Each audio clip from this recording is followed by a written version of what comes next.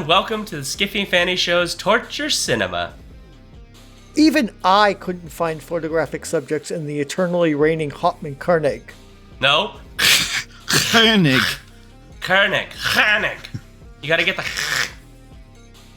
Paul, you gotta get that in there. I'm not gonna try to get that strangled. I'll leave that to you guys. I'm Shaun. I'm Paul. I'm Daniel. And it's the end of February. Another Valentine's Day is come and gone. And our torture cinema theme for this month was Bad Love. Our fans love us so little that they voted for this film for us to watch, Mannequin 2, On the Move. The 1991 sequel was directed by Stewart Raffill in his follow-up to Shaun's bestest, most favorite movie ever, next to The Monster from Camp Sunshine, Mac and Me. So Stewart Raffill directed Mac and Me right before making this. It was written by a whopping 5 people, and that shows. It stars Christy Swanson, who I have heard of. She is the original Buffy the Vampire Slayer from the film. William Ragsdale, who I don't actually know. Misak Taylor. Terry Kaiser, who is better known as the dead body of Bernie in Weekend at Bernie's. And Cynthia Harris. Mannequin 2 has a 4.5 out of 10 on IMDb, a 12% and 40% on Rotten Tomatoes, Tomato Meter, and Popcorn Meter, respectively, and a 2.6 on Letterboxd. Yes, this film was unlovingly selected by our Patreon supporters, God help us all, from a poll of Bad Love movies. But you, listener, if you're not yet subscribed to our Patreon, you can join us and get a chance to get more future torture on us. You can suggest future torture. You can force upon us by voting in upcoming polls, like we got voted to watch this turkey. And if you are of that stripe, you could even join us watching it live on Discord. So yes, you could suggest the future torture, vote for it, and watch it with us on Discord for as low as $1 a month. I'd buy that for $1, maybe. Yeah. It's well worth it. And I mean, I guess I kind of have to kick myself because I voted for this fucking movie too. Only because we just had the interview with Stephen Graham Jones about Night of the Mannequins. And I thought, ooh, Mannequin. It's a total, like, thematic fit. Oh God, I should not have gone down this road. Maybe not. No, your thinking is problematic, to say the least. It was. Yeah. I will note we have covered Mannequin 1 many years ago. Very different film, and also the same film, basically. So take that for what it's worth. And I will also say that for the Discord, or the Patreon, excuse me, we're still doing this thing that if we get to $100 a month, we are $29 away from that. On the Patreon, I will host live me watching Cats 2019. You can watch it with me if you'd like, or you can just see me react and hate life. Up to you. So that's worth like $30 right there. Honestly, it is kind of worth $30 because it will be one of the most horrendous things I will ever watch. Because I hate that movie and I've not even seen it. All right. Well, so before we dive into the mess, let's get to what we're drinking. So if you do imbibe of the alcohols, just please remember to drink responsibly. No, hurting yourself or getting behind the wheel of a car. So there you go. So Paul, what are you drinking? I meant to get myself a root beer before this podcast started, but I forgot to do so. And so I do not have a root beer. Sadly and tragically, all I have is hydrogen dioxide. Oh, okay. Hydrogen monoxide, to be precise. Yeah, dihydrogen oxide. Dihydrogen monoxide. I'm not the scientist. Remember, I'm a failed scientist. Wait, hold on. What is hydrogen dioxide? It does not exist. It does not exist. You can have a dihydrogen dioxide exist. That's hydrogen peroxide. Yeah, I want to drink that. I just wanted to figure out if Paul inadvertently was like, I'm actually consuming straight up poison. No, I am consuming something that did not exist. Got it. If he did create it, it would make an interesting speculative fiction story. It would be like an alternate world reality or something. I assume that's something that can't exist. Yeah. Hydrogen only gets one atomic bond. You can't bond to two oxygens. Okay. Well, don't tell me what I can and can't do. I'll figure it out. By absolute magic. Oh, look what I have now. It's a Ooh, Sprecher. Spreckers. Yeah. So now So Paul has a root beer after all. I no longer have dihydrogen monoxide or hydrogen oxide or any of those. I have one of the beautiful things in the universe, and that is Sprecker's root beer, made in Wisconsin, made with fireproof craft soda with honey, and it has a griffin on the label. How can I say no to that?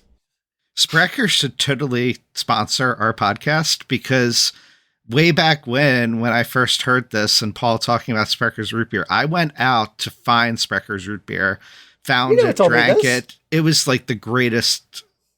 There's other root beers I like a lot, but Sprecker's is damn good. It's a top contender, and they should give us money. We're cheap. Sprecher's, I'm sure you got to be listening. You should, advertise. Honestly, I know you're not drinking Sprecher's, but what are you drinking, Daniel? If Sprecker's paid for our hosting, it's still not that much money. Just saying. No. And we will absolutely drink it on stream. I have no compunction about that at all. I just did. Yeah. I have had Sprecher's on here before. One time I had it in Paul's honor because Paul was unable to make the episode for one reason or another, so I grabbed the Sprecher's for that. But tonight I'm actually drinking a glass of Armagnac in a cognac glass, which I don't know if that's allowed to have cognac and Armagnac or if it creates regional warfare, but that's what we're doing. Okay. What about you, Shaun? I just have tea. Some sort of Vietnamese leaf tea with lemon and honey. That sounds like what you need, given you've been sick. Yes. Yeah. This is what I've been guzzling for the last 10 days. So. And you should put in a little dash of Jägermeister. Nope. That's what they would do in Hauptmann-König. But my family's German. That's how we grew up. Like if we had a cold or something, put a little dash of Jägermeister in there. Clears you up. Yeah, it's herbal. I've cut my alcohol consumption back already. I'm not doing it, but I appreciate it. All right, we've done it. So in the script, it says that Paul is going to summarize Mannequin 2. Yes, So actually, what the script says, listeners, is a love spitting summary, which I don't know who wrote that, but you're going to get what you get, and you're going to like it. Okay, so Mannequin 2 on the move. We start off in the year 991. Lots of interesting things happen in the year 991. In Rouen, Pope John XV ratified the first truths of God. There was an earthquake in Damascus. There was a battle between the Anglo-Saxons and the Norse called the Battle of Malden. And also, at the same time, Prince William of the Germanic King of Hoffmann-König falls in love with a peasant girl named Jessie. William's mother doesn't like this and plots with her court sorcerer Spretzel and makes an enchanted necklace that turns Jessie into a piece of wood. It's the best acting Christy Simpson does in a lot of this movie.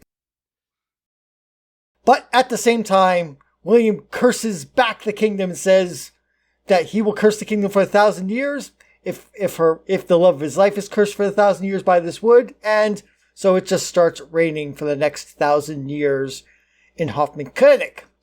1,000 years later, Hoffmann-König is a perpetually raining kind of end of the universe. Kind of think of Liechtenstein, except worse. So to get some money, they decide to bring their statue of the enchanted peasant girl to the famous Prince and Company department store in Philadelphia to have a display and make some tourism dollars. But secretly, Spretzel's descendant of the original Spretzel has a plan. It's 1,000 years are almost up. He can unenchant the enchanted peasant girl, kiss her, and have her as his wife. Why? Because reasons. Also because he has a wart, and I guess figures that's the only way he can only date non-consensually.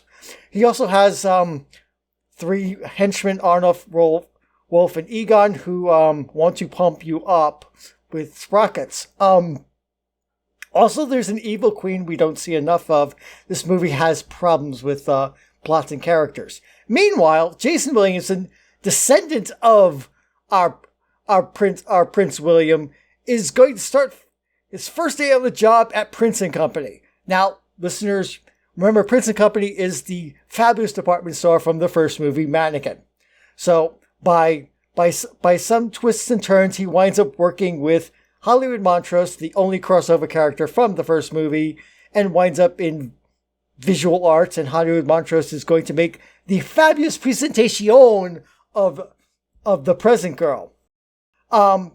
Getting the peasant girl to the store goes badly. Enchanted peasant girl.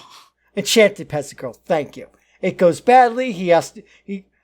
Our Jason jumps into a river to rescue a mannequin. This leads us to the meet cute later when Jesse winds up coming alive for him. The goofballs working for Spretzel keep chasing after him. There's dancing, there's clubs, there's Philly cheesesteaks. Finally, Spretzel maneuvers to be able to get Jesse into his clutches forever during a fabulous presentation at Prince & Company. They run off. There's a sword fight. Our Spretzel tries to kidnap Jessie and take her away in a hot air balloon. Why a hot air balloon? I don't know. Just live with it. Our hero chases. They fight in a hot air balloon, but the enchanted necklace goes around Spretzel's neck, and so he turns into a statue which falls to the street below and crumbles a bit. And so Jesse and William and Jason live happily ever after. The end. God help us all. This movie now has a 6th writer. I think Paul deserves a writing credit for actually summarizing this mess of a movie. Yeah. You're welcome. Yeah. I'll also help ruin this movie and everything else about Kristy Swanson right now by reminding you that she's a Trump supporter. Oh, God. I didn't realize that. Oh, boy. Oh, no. And that is like explicitly so. She, in fact, was in a pro-Trump stage play with Dean Cain called FBI Lovebirds Undercovers. I think I'm nauseous now. Let me take another drink of Sprecher. Here's the thing. I now don't feel bad about every joke we're going to make about her in this movie. I have no bad feelings at all because, one might say that her acting was quite wooden in this. I remember seeing a one-line description of this movie years ago saying another dummy gets a life. Well, I mean, that's more true now than it was then. Mm. Yes, exactly. Yeah. It's so bad. It's so bad. Bad pun jokes. It's so bad, right. It's bad. Yeah, so I think that ruins people's lives with that, but take it for what it is. Ending at 33:25, Dean Cain and Kristy Swanson could team up with Kevin Sorbo and have a trio of a good time. That would be must not watch listening. Oh, Kevin Sorbo. I love Andromeda, but that guy's Buffy. such a dick. He's such a dick. I really like Andromeda, and I like every time I watch it, I get to a point where I was like, but Kevin Sorbo sucks. And I'm having trouble enjoying this. This is the whole problematic faves thing from Capricorn. Yep. Yeah. Okay, let's get to jokks. So let's talk about this jokes movie. Yeah. He said get to jokes. Yeah. Instead of talking about all the figures from my childhood this who movie turned out to didn't be have monsters. This movie had no successful jokes. I don't know what we're going to do. There is not a single joke in this movie that I think is funny. It's one failed joke after another. Yeah. Oh my God, you're right. So we're going to start with likes. Daniel. You have to? Yes, we have to start with likes because there's absolutely no way that we could end on likes and live with ourselves. Yeah, probably. So Daniel, please, your like, please. It's set in Philadelphia. I got to see Damn South it! Street. That was one of my choices.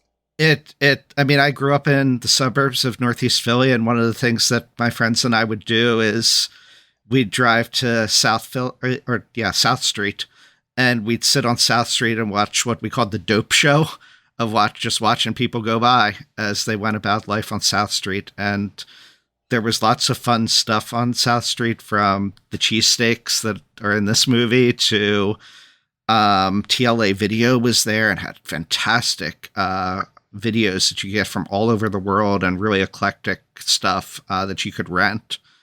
And also right next to it was the Theater of Living Arts, where they had concerts. The first place I saw They Might Be Giants right up against the stage, Dead Milkmen playing, and you had Zipperheads, which the Dead Milkmen wrote about as well, just down the street. Just a fun place. I think it's been more Disney-fied since I've lived there.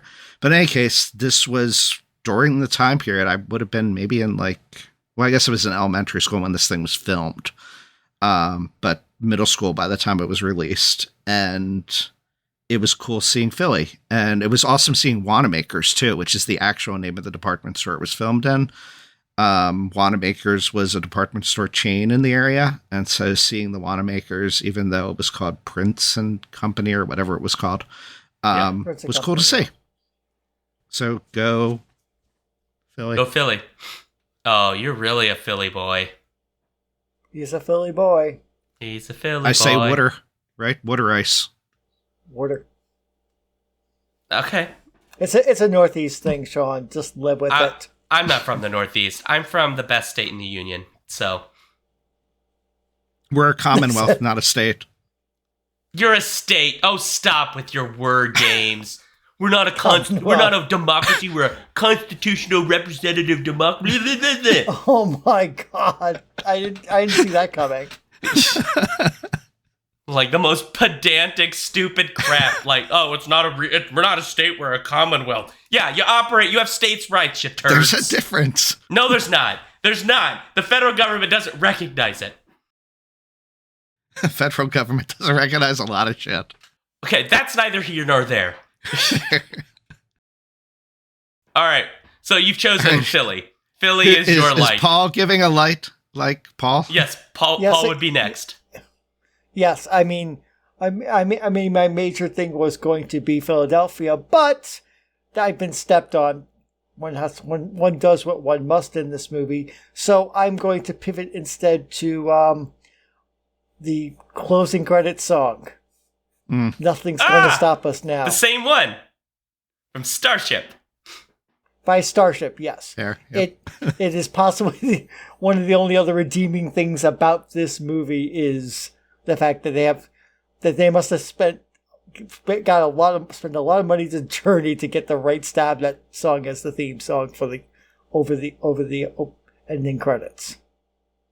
I mean, it probably didn't cost them that much. Yeah, right.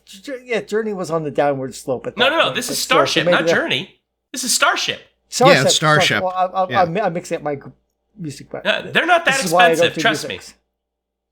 Nothing's going to stop us now, Shaun. They wrote it for this movie too, or? They wrote it for the first one. No, okay. They wrote for the first one. Correct. It was nominated for Best Original Song it's a holdover. In the 60th Academy Awards, for the record. For Mannequin. It was I don't remember if they wrote it specifically for Mannequin. I'd have to double check. So wait a minute. But it's the theme. So is it true then that the original Mannequin is the only torture cinema movie we've watched that has an Academy Award nomination? That would be interesting. Probably not. It can't be the only one, because something we've watched must have gotten special effects nomination somewhere. Right, or costumes or something like that, makeup. Yeah, that is a thing that Daniel will figure out later for his spreadsheet when he starts going through award nominations. For the films. Yeah. I'm sorry. This is certainly not the only film we've covered that was a box office bomb, because this thing did not do well at all. It cost them roughly $13 million, and it made less than $4 million. $4 million. Yep. Yeah. So it did not do them well. Is that your Shaun, that it bombed? No. No. But Paul, tell me why you like the song. Because I was born in 1971, so this is peak Paul music. I mean, the original one. It's peak Paul music time, so it just it kind of resonates. I know I'm music stupid. I have a tin ear and all that other stuff, but I like this song. Okay. I danced to the song after watching this movie. Actually, I watched this movie 1.6 times. Thanks, because I came in the middle of Monday's recording, and then had to watch the whole movie again for this episode. So, listeners, for $1 a month, you can torture Paul like this. So why don't you, if you haven't already, please join our Patreon, help support this show, and make it worthwhile for me to torture myself like this, having watched this terrible movie 1.6 times. I like how very quickly that went from Paul talking about the music of the time period to an advertisement for our show. I live to serve. But Shaun, great. You need to tell us what you like about this movie. Well, you took mine, you jerk. Daniel took mine, so I took yours. So you have to come up with your own. Because I agree with you. I do actually have one other one, but no, you can't. No, you don't get to take anything else. I have to come up with now. Don't take the joy. I have to agree with Paul though that and a slight disagree. I agree. The song is really fun. Nothing's gonna stop us now. It's a power ballad. It's 1987 was when it was originally written. It's a very fun song. It's an earworm. It gets stuck in your head. I happen to really like Starship. I don't care that they're cheesy. I just kind of like the cheesiness of Starship. However, it would have been nice if they had maybe picked a different Starship song to be the end credit song instead of just recycling one they already used. Just saying. They could have picked something else. We Built This City. Could have been that one. Oh, dear God. They really got the haters. Well, nobody likes Starship but me, so it's fine. Anyway, so if I had to pick a like in this, oh, Jesus, there really isn't anything to like in this. God Lord. I suppose you'd have to go with the fact that, oh no, there really isn't anything. This is, no. The pink Cadillac returned. Okay. That's the pink Cadillac. I don't know if it's exactly the same one from Mac and Me, but I just pretend in my mind that it is. It's the same director, so maybe in your heart of hearts it's true. It's the same Cadillac. It's a fun little thing to see. A giant pink Cadillac driven by our very flamboyant and stereotypical character, Hollywood Montrose. Wait, is he... Oh, yeah, right. He does. It's like, does he drive the bike? Yes, he does. Yeah, he drives it. Of course, the license plate on it says Hollywood. Yeah, so it's got to be his. Hollywood Montrose. You're right. I mean, who else is gonna drive it? The freaking Mr. James, by the guy who runs the department store. He's not that interesting. Fair. Yeah, and it can't be our hero, right, Jason, because he's too poor. He doesn't have enough money. He's got to drive bizarre old Jeep. Well, by the end of the movie, he's clearly doing well enough that he's buying fancy jewelry for his wife. Yeah. Isn't it fun how illusory this film is about the way the capitalist system actually works? Work at a department store. You'll make enough money to buy things from the department store. Well, It's never really clear if he's then has to do jail time for all that she charged on his department store account either. So that's never really resolved, right? Yeah. Yeah, it just goes away. Yeah, how did he pay for it, right? Did she put it on layaway? What's the deal here? No, and how much furniture are we talking here too? That wasn't clear. At least a bed. Yep. There are numerous plot holes, and some of them will be one or more of them will be my dislike. but we're not there yet. I mean, I don't know. This film, you could see that with a lot of work over the course of a decade, they could make this into a good movie. But as currently constructed, this is a film that it just recycles the previous plot. And I think the previous film... In a worse way. Because they basically take the same concept and then they just go, this is a comedy, so everything has to be comical. Even if it's not actually funny. So everything's silly, everything's over the top. There's almost no moments in this when it pauses and has like a real moment. The original Mannequin actually does that. There are moments in the original Mannequin where the characters like have real moments, and then there's like, kind of little bits of humor kind of thrown in that are more like character development humor. In this, it's like, no, like your biggest example is going to be Rolf, Egon, and Arnold, who are these horribly accented henchmen with muscles who just run around being dumb wannabe Arnold Schwarzeneggers, basically, for the whole film. There's no moment when those characters are like real people. They're like complete parodies of people. Well, even go to Bermuda! All of the relationships, too, are just, they just go with the flow, go with whatever's there. Yeah. The main one, but then even that, what the hell was her name now? Gale, the perfume worker, salesperson at the department store who just like, for inexplicable reasons at the end of the movie, all of a sudden wants to be with the security guy. Bob. At the drop of a hat. Yeah. Yeah. Things just like happen. They're caricatures. They're not people. No. It's weird because in the previous one, I wouldn't say they were like super well developed characters, but like you could see they weren't mannequins. Right, they weren't mannequins. And in the original, like the Hollywood Montrose character, like his stereotypical sort of very flamboyant, over the top gay man persona kind of stands out a bit more in the original because he doesn't ever not be that. That's just what he is. But you only have him, right? Whereas in this, everyone is over the top to the extreme. And it's sort of like they have no sense that they needed to like have a balance here at all with the comedy. And there's comments from the people who've made the film where they basically just said, just play the humor and then we'll just see like what the reactions are. And so it was very clear, like they almost treated this like improv, which I think is a mistake. So here's a question, because I haven't seen the first one, but both you and Paul have, right? Yeah. Yes.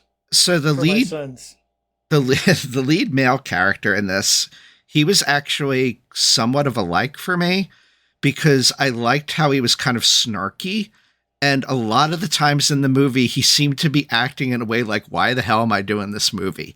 And was having fun with it without being in a really over-the-top, ridiculous way. I've never seen the first one. Was the guy kind of like him in this one, or is he substantially different from how the male lead was in the first one?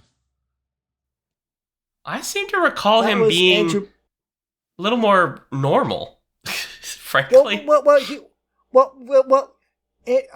That character actually had more personality and a quasi arc better than this one. This one's like, I'm going to start my first day at Prince Company. I have no idea what I'm going to do, and I'll wind up in the fashion department.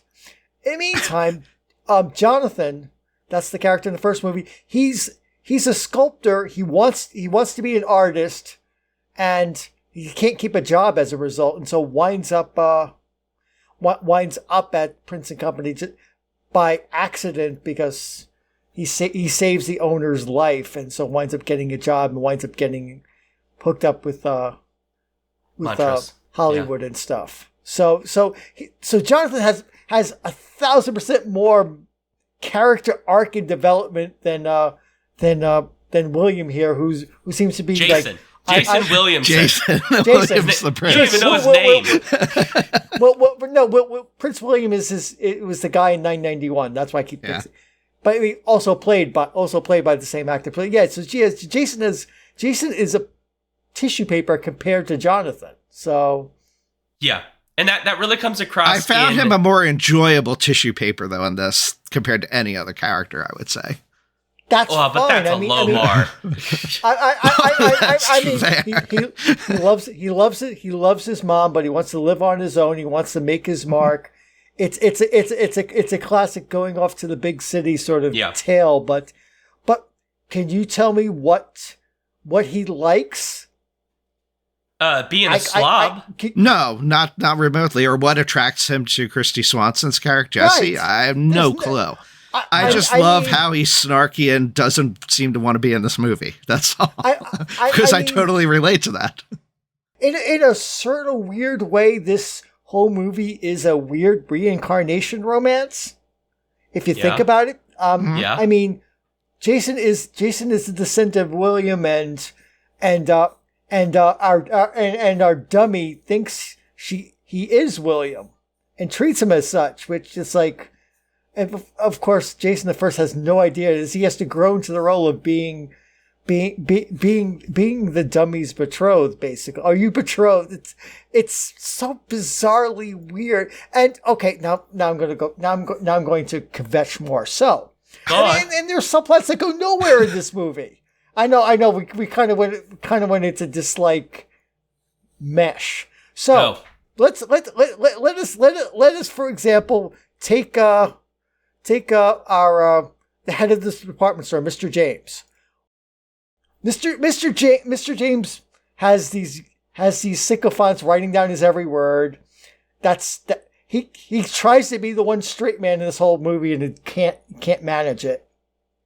But we also have the weird subplot of him going to Jason's mom, who's running a dating service, and basically recording a dating cassette, which he later destroys once he finds out that Jason's mom is Jason's mom. But it's like so Mr. James looking for love too? But he's lying in it too, because he goes as Mr. Jones and lies about where he works too. Yeah. But he's kind of looking for love, but and I think there's a subplot there that we're kind of missing, because at the end, in the Cadillac where they all drive off in the sunset, who do we have in the Cadillac? We have Mr. James and Jason's mom in the backseat together. There is a whole... I'm convinced they cut out a subplot where Mr. James falls for Jason's mom. Probably. So that makes sense. It's like... Kind of, yeah. I mean, as bad as this movie is, they clearly cut out things that would have made it make more sense. Which really, really annoys me even more. It just makes me, it's like, you had something that was terrible and you cut it and made it more terrible. Great going. I mean, that wasn't hard. I mean, it's just mind-boggling. So maybe we should actually talk about regular and full dislikes, and I'm going to go to you, Daniel. Oh, God.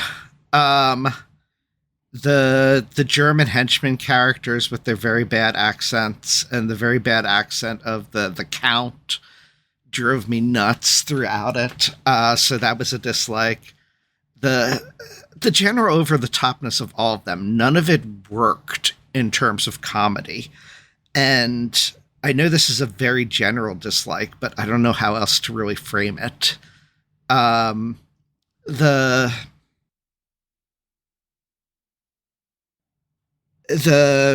character of, Hollywood, he is flamboyantly homosexual, but in a way that's very 90s-ish, that is built on stereotypes and tropes that are somewhat insulting, if not fully insulting at many times.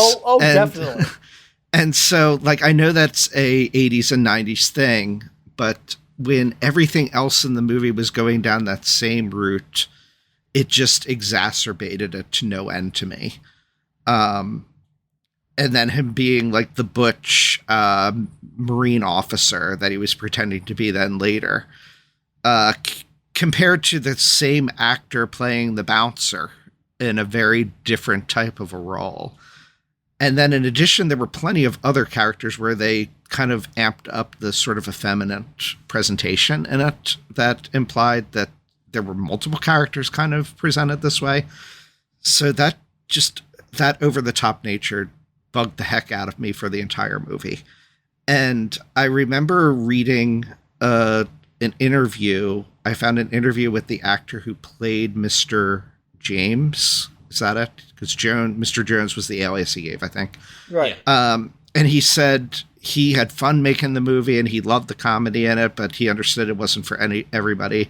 But he said, if you don't like fights in a hot air balloon, you probably won't like this movie. And I read that at first, like as I was watching the movie, because it was so painful to be watching this movie and doing nothing else. I read this interview. And then when I finally got to that big, like, hot air balloon fight, that was it? Like, they barely even fight. So Correct. All the over-the-top kind of nature, when it could actually be over-the-top and add to the movie in a significant way, they do absolutely nothing with it. And it's kind of over before it begins. And that climax scene became a summary of the whole movie for me. They just kind of shit on every opportunity they had to make this movie something unique or special. And throughout it kept returning to my mind because I just recently watched Police Academy 4, Citizens on Patrol, which is not a good movie. But I was like, Citizens on Patrol, Police Academy 4 is way more funny than this movie is. Even though it has that same 4 movies into the series, it has ridiculous over-the-top comedy elements in it. But those people were actually being funny. The jokes were hitting far more frequently than what was happening here. That's sad. I mean, it almost feels like someone took the script of Mannequin, and now it's time for my dislike. Put it into AILLM, came out with this script, and then sent that back in time for the script to be the script for this movie, because this movie to be rewritten by 5 monkeys and then and then put out, because this movie tries to ape lots of things from the original movie, but badly. So we have, the original movie M, played by Kim Cattrall, the cute Kim Cattrall, actually has she voluntarily, like, prays to the gods for this fate, and apparently has been, now I'm really going to hash Mannequin for you. She's apparently unfrozen throughout history. So she actually has a whole story behind her, whereas Enchanted Peasant Girl just has this one thing and gets enchanted by a necklace for 1,000 years and is frozen, whereas the original Mannequin actually has an actual character, an actual hope and desire, and that's why she winds up hooking up with Andrew, because she's looking for an artist to love. Whereas, why is Enchanted Peasant Girl in love with the prince in the in 991 AD? No one knows. We don't know. They look the We're same. not given That's a reason. It's just given as a thing. And we just keep hitting beats throughout this movie, which kind of try to ape the original movie. We get a chase through the store, except this time we're in a car. We get a romantic walk. We get Hollywood. Oh God, we get Hollywood, who really doesn't stand out here because everybody's over the top. Yep. And wouldn't it have been a better movie if Hollywood actually... he says, "Oh, I've seen this before." Wouldn't it have actually been a better movie if Hollywood was keyed in from the beginning? That would have made a more interesting movie, and that he knew what was going on and acted on it and extended the idea rather than just being a throwaway line. They could have done so much more with that interstitial shushu, but they decided, no, we'll just have the character and make him act more outrageous than ever, and that'll be fine. You could have actually had a heart and had a real tie-in with the previous movie, but this movie just wants to do the first movie over and badly, and that is a complete waste of opportunity, and makes me hate this movie even more, that it sullies the not so great. How badly did we rate the first movie? I wasn't on that torture cinema, but I've seen this movie, and makes that one seem like genius by comparison. And that's Paul, you're making me even more pissed off at this movie now, because that chase You're scene welcome. is like, it's a disservice. I haven't seen the original Mannequin, but it's a disservice to other movies throughout this movie too, because that fucking chase scene is just ripped pretty much from Gremlins, of Gizmo riding in the little car around. Yep. And here you have Christy Swanson in a little car riding through the mall effectively, instead of Gizmo. And Christy Swanson is far less cute than Gizmo is. It's amazing. It's just amazing how wasted opportunity this movie was. I mean, they spent $14 million, so they got no excuses. No, they screwed up so terribly with this movie. It's a cash cow that produces sour milk. It was yak's milk. Yeah. Yeah, it's yak sour. milk. Yes, Sour yak's milk. Okay. yak's milk. Yes. How far away from the clinic is the nearest yak in 991 AD? I think we can measure that on the order of thousands of miles. Yes, because they're not even on the same continent. Not even on the same continent, unless you consider Europe a part of Asia, which means it's on the other side of the continent. All right, I your think, dislike, Sean. Well, I wasn't Yes. gonna say a dislike, but I was gonna. I kind of lost it now. You guys ruined it. But it is weird to me that this movie cost $13 or $14 million, and all it seems to do is largely reproduce things that was in the previous film, but in a tone that I find curiously seems more consistent with a film for children than it is in a film that is nominally for like a teen audience, like an audience that's maybe more interested in a romance plot. Because like every character in this, the sorcerer, the Count, Spretzel, all of these characters feel like Rocky and Bullwinkle villains, right? They're like very ridiculous, kind of almost cartoon characters, especially the villains.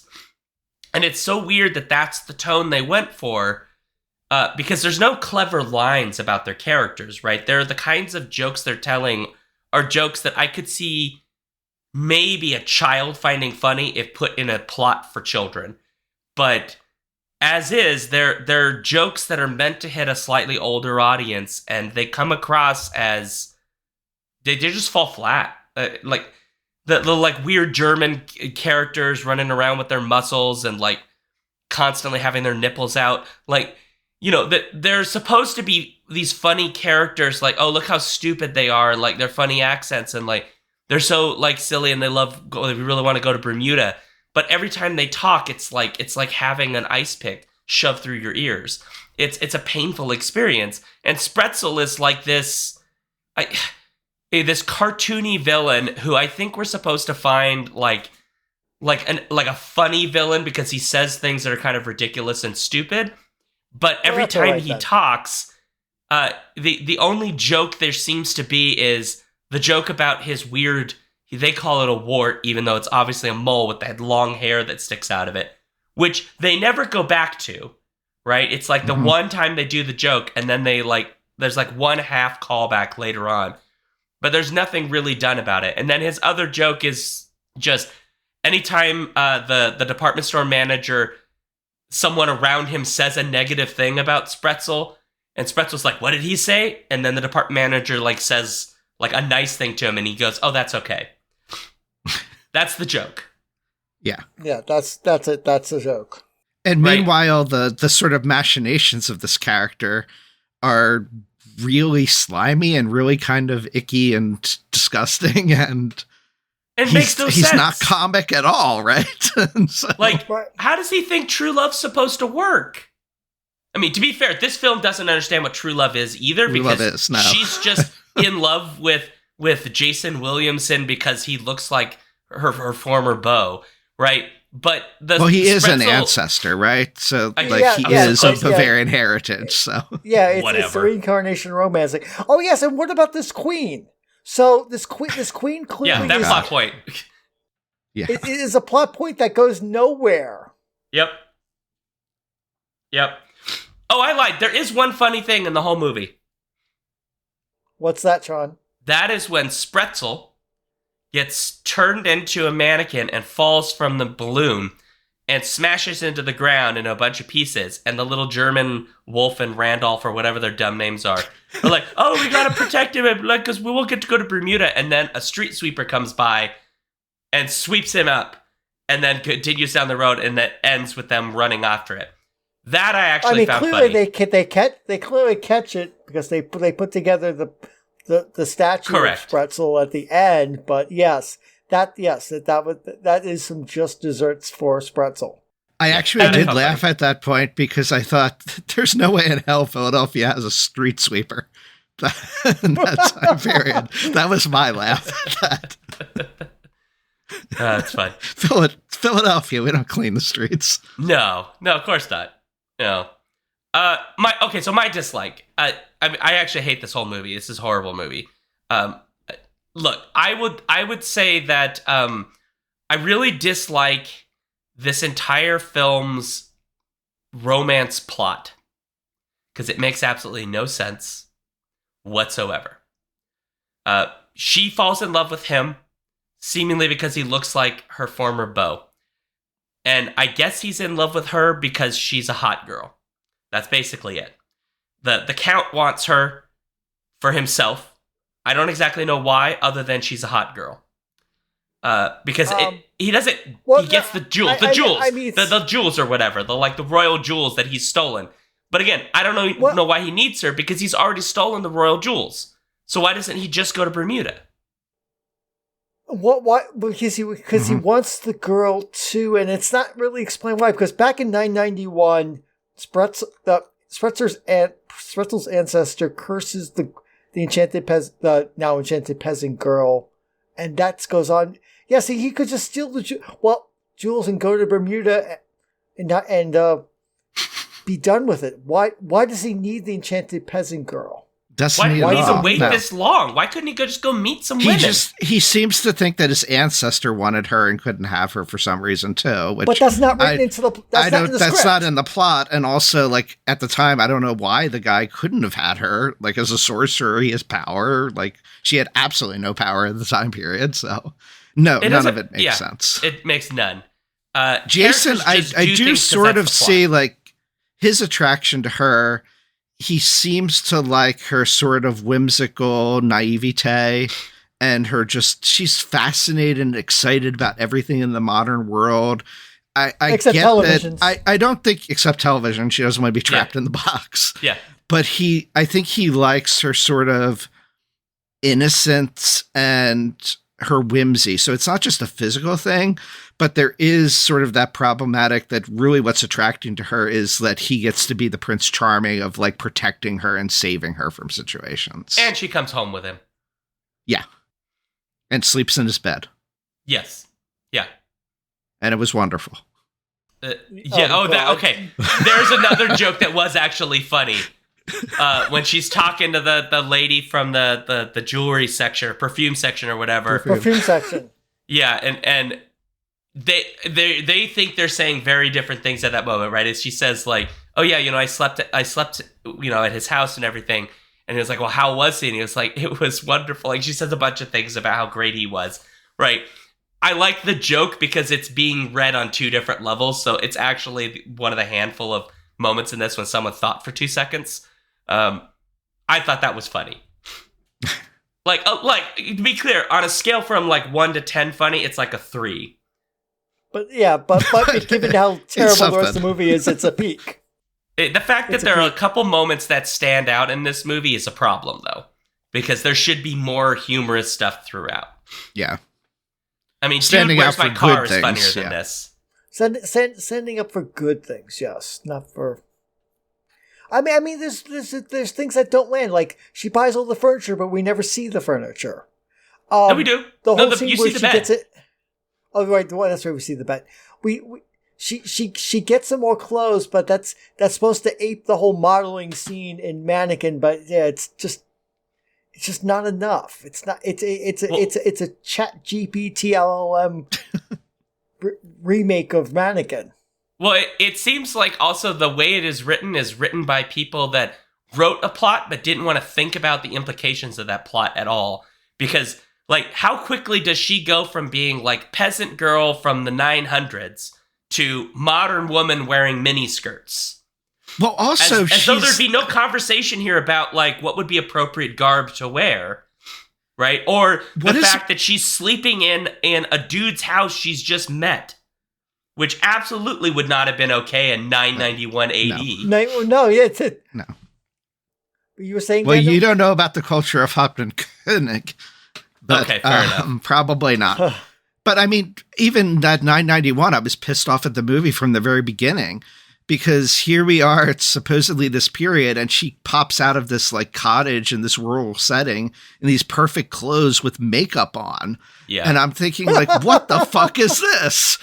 Like, there's like no way in hell this is 991. It looks like somebody's really bad vision of what 991 must have been like. Yeah. Like a fairy tale. That's it's like Disney World. It's a fairy tale version, right? And it gets to like the point you make that this is a kid's movie, but it's a kid's movie that's content. Also pitched like an adult movie. Yeah. And I've seen plenty of movies that people have said, oh, this is like too mature for kids or something. And I vehemently disagree with them. But this is sort of like their reverse effect. It's something that they were supposedly pitching at adults. And instead they pitched it towards like 4-year-olds or 5-year-olds. Yeah. And the one, review, that interview with the actor that I read, it was somebody that loved this movie. And she loved it because like she saw it when she was a little kid and thought it was hilarious. And I can totally see that. So I could see loving this movie and have a fondness for it if you were a little kid watching it. It could be but somebody's everything else, like, yeah, I mean, Weasel, she's talking about like wanting to order Weasel, wanting to order Yak's milk. And I'm just yelling at the screen like this makes no fucking sense. People didn't eat Weasel in, like, that wasn't a common thing for the peasant folk to eat, right? And I did look it up. It's about 3,000 miles from Germany to Afghanistan. So, okay. Yeah. Afghanistan is the far western range of Yak. So, yes, that's a pretty wild distance to go for Yak's milk. Yeah, but Paul, the thing you don't know is in the 900s, there was obviously a very well-developed trading route for Yak's milk. That reached all the way up into the German Yak lands. Road. Yeah, I like it. The Yak Road. Yeah. Oh, and we missed. The movie seems to miss the indication that back in the beginning. So we have this enchanted necklace that goes on the dummy. The actress. Also, turns her into a dummy. That was a malapropism, or was it? And then what does William do? William curses the kingdom. Where did he get that power? And of course, the kingdom reigns for 1,000 years. So where did William get So William is a prince and a sorcerer? Question mark? Maybe the sorcerer is really his father? I mean, like, where did he get the power to curse a kingdom for 1,000 years that it's always raining? I mean, the sorcerer making the necklace, that makes sense.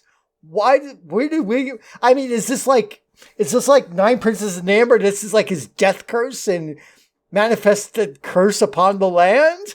Although William didn't die, obviously, because he had to have children in order to have a descendant. Well, that's a good point. Like, what the hell did this guy do the rest of his life?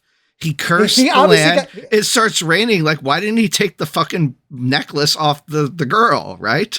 If that's all that's needed to... That immediately, once it comes off, that awakens her to life, right? So... That doesn't make a whole lot of sense. And clearly he married someone else. He married somebody else continued. And begat children on them. Yeah. Clearly. He forgot her immediately.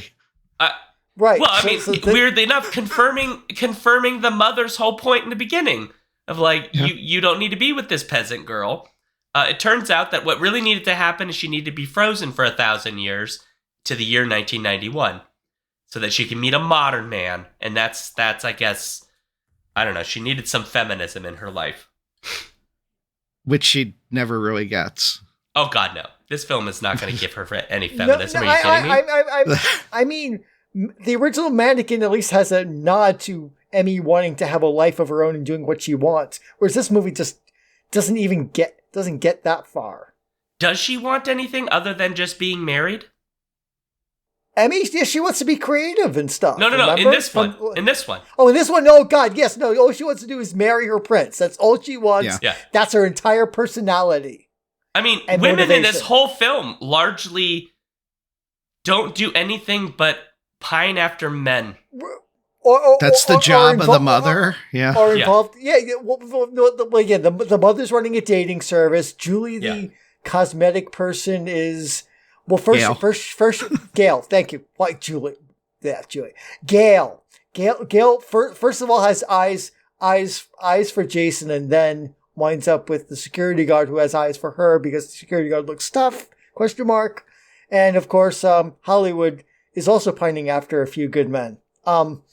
It's like, what is this? What is with this movie? It's, you know what? They could have just called it Mannequin 2 Horny Town, and I think we would have been fine with that. It's on the move, like, it makes no on the move. Come on, no, it's like Horny Town 2.0. Yes. Yeah. I would have been behind that if they then would have made it a, PG-13 or R movie, as opposed to the PG thing that it is. That's, Yeah. Tepid. Yes.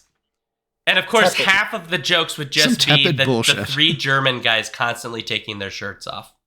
I mean, it tries to almost go for the funny thing of the whatchamacallit, the garbage truck women finding them. Oh my gosh, I forgot about that.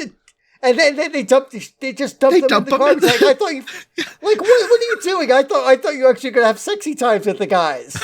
That's what I thought. It's like, throw them into the trash. Yeah. Like what? What is this movie trying to say? Oh, we overanalyzing Mannequin 2 on the move? Is my question. We probably I guess are. those were the feminists, right? Is it they had to make that, they had to do that joke? They're the only women not interested specifically in relationships. Yeah, they're career women. And I don't know if we can conclude that. I think they were throwing them in the garbage truck to save them for later. Because these are professional garbage women. They're probably somewhat desensitized to the smell. And so they were like, hey, some hot guys. Because they were really excited about how hot these guys were. It was like they had found their ticket. And so I think they were just picking them up to save them for later. Well, then that's a plot point that is completely abandoned as well, because we never see where that happens. Goes. Yeah, no. I mean, to be fair, that's a very different kind of movie. Right? Instead of the pizza boy coming to your house, it's the three garbage ladies. No. Wouldn't it be great if, like, at the end, the mannequin, the Spretzel falls to the ground, that our three guys go up, and who's driving the street sweeper if not the ladies? That would have made sense. That would have been a thematic link. Yes. If they were driving the street sweeper. Except they don't want to make any thematic link at a time that would make sense. I mean, they had plenty of chances, but they never actually decide to do it at any point in this movie. They actually do make some links that I just completely missed on when I was watching them because I was not giving them enough credit. Oh. The two times they have the tourists coming in to like take photos of the enchanted peasant girl or of the now petrified count at the end. That didn't make sense of one, why do they have tourists when apparently tourism is bad for their country and they're only making like $46 and some change out of tourism. So who are these tourists taking the photos? But then they said, after they take the photos, they're like, oh, now would you like to see our display of umbrellas through the ages? And then at the end, it's galoshes through the ages. I hadn't connected with the fact it's always raining there. So they would have all these weird like designs of umbrellas or galoshes. So actually that's kind of clever and smart. So wait a minute. Hold on. So wait a minute. The enchanted peasant girl is no longer enchanted. She's now with the descendant of the original William. Why is it still raining? Well, that's a good point too. Yes. Why is it still raining now? Okay. We don't actually know it's raining because we don't see it outside. They might still just have old galoshes or something from years ago. Right. They might have galoshes through the ages, but it might no longer be raining. On the other hand, the whole subplot with the whoever's ruling, the queen that's ruling ruling Hotman Koenig. We don't know. But opportunities missed again. So before we close out, I just need to point out that I pulled up some trivia because I was like, oh, maybe there's some fun trivia in here we could pull up.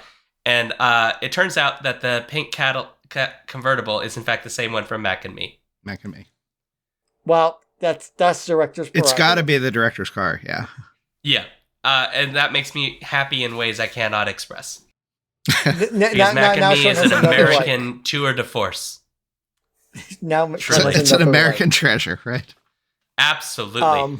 Also, Hauptmann König apparently means Captain King in German. Mm-hmm. So there you go. Captain. Okay, that I could buy that. Mm-hmm. Okay, final thoughts, grades. We got to close out this show. Daniel, go. Quick thoughts and grade. This movie is bullshit. F. Wow, that was really quick. Okay, Paul. Wow. Is this the worst possible movie you watch of torture cinema? No, but it's in the conversation. So Yeah. I'm going to be nice. I'm going to be nice and give it an F+. Okay. Yeah, I'm with Paul on this. I don't know that it's the worst film we've ever watched, but it is absolutely a film I do not ever want to watch again. And so for I that would watch reason, Mannequin again before this easily. Yeah, the first Mannequin I'd watch again before this, and you wouldn't have to pay me. I would do that voluntarily. This, you couldn't pay me to watch again. That's not true. I'm actually can be bought. I can be corrupted. But anyway, point is, I'm giving it an F as well. Okay, so we averaged it just above an F. Yeah, we're like an F-ish. We're an F-ish. The first Mannequin averaged a D-. Yeah, I think that's fair. The first Mannequin's not a good movie or anything, but it's not horrendous. Although, wait, you gave the first Mannequin an F-, Sean. What the fuck? And then Jen and Julia gave it D's, a D. Oh, but wow. yeah, you gave the original Mannequin an F-. Wow, Okay. Shaun. So here's the thing. Wow. Here's the thing that's got to happen. I think at some point we have to go back through the torture cinema catalog.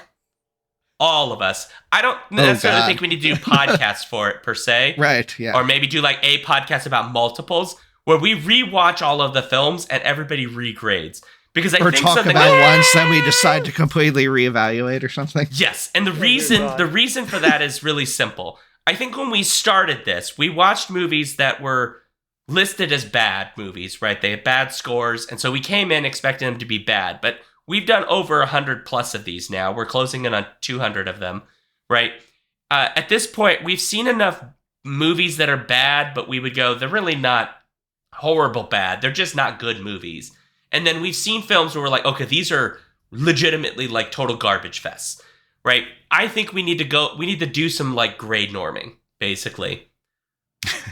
And so I am proposing that as a project in our future is the Skiffy and Fanny Show Torture Cinema grade norming sessions. All right. Listeners, I've been if you wanting to think go that's through a and great watch idea, them. tell us. Yes. Okay. If we can figure out a way to do it in the Discord where like people could join us and we all just like watch them together, we'll figure out a way to do it. This is like me spitballing a plan literally right now. I think we should do it. I think it'd be really hilarious to like make everybody rewatch these fucking movies. Okay. Yeah, I've wanted to, sort of rewatch the old ones and actually be able to say that I've seen the complete pantheon of, we're now at 162 of torture cinema films. And even you, Shaun, haven't seen all of them. And so... Correct. Yeah. I might be number would 2 be- behind Shaun in numbers I've seen because I've been on this a lot. So the Probably. Skiffy and Fanny bylaws have been amended so that this is now part of the bylaws. Just to be clear. Oh dear God, help so. All right, let's close out the show. Okay. Right. That's you, Shaun. Oh no, that's you, Daniel. Where are we at? We're And here. that's it. Oh, folks. yeah. That's it, folks. If you'd like to let us know what you thought about this episode, about going back and watching old torture cinema together, send us an email at skiffyandfanty@gmail.com or join our Discord via our Patreon page. Reminder, only $1 a month please support us and spread the word. You can also find us on Blue Sky, Threads, Mastodon, YouTube, and more. All of those links are at skiffyandfanty.com/skiffythings. Also, be sure not to miss us every Friday at 7 p.m. Central on Twitch for our live show and format, which we're doing right now. That's at twitch.tv/alphabetstreams. Finally, if you like what we do, please spread the word about us, leave us reviews on your favorite podcast apps, and again, support us at patreon.com/skiffyandfanty. Bring us up to that amount to force cats upon Shaun.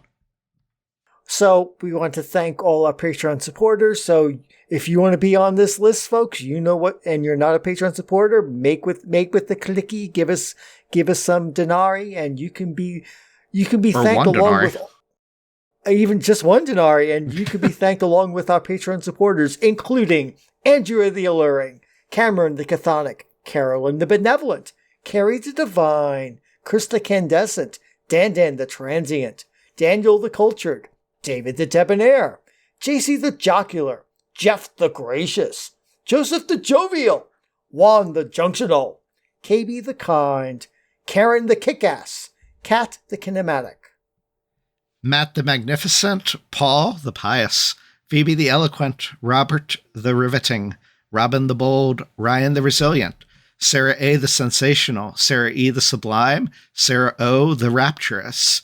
We still need an I, a U, and perhaps even a Y. Scott the Gentleman, Stephen the Strange, Therese the Thorough, Tanya the Triumphant, Trish the Imperturbable, and Victor the Valiant. Thanks, everybody, for giving us your hard-earned dollars. We do appreciate you. You can find me at shaunduke.net. Put /Duke things to find all my socials and whatnots. And then I'm also on twitch.tv/alphabetstreams, usually Wednesdays and Sundays at 6 p.m. Central when I'm not sick. And you could find me, Paul Weimer, as Prince Justin with a V, all over the internet, from Blue Sky to book reviews to podcasts to all sorts of things. Oh, and one thing we didn't mention in this episode, since it is award nomination season, I want to say that the Skiffy and Fantasy Show is eligible in the Best Fancast category at the Hugos. If you are a Hugo voter and can nominate for the Hugos, we would be beyond happiness if you would consider nominating us for Best Fancast. Thank you. You can find me, Daniel, at Reading 1000 Lives on Blue Sky or reading1000lives.com. And that's 1000, the Arabic numeral, not spelled out. Excellent. All right, Skiffy and Fanny bylaws require me to make this hopeful.